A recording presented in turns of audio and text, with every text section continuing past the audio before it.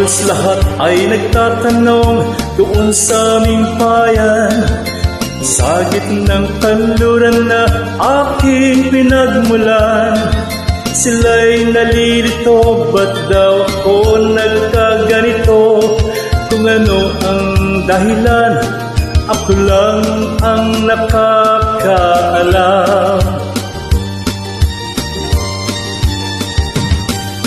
Magulang ko'y ginawa na ang lahat ng paraan upang mahiwalay sa aking natutunan.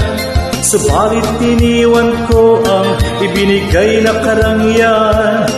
Kung ano ang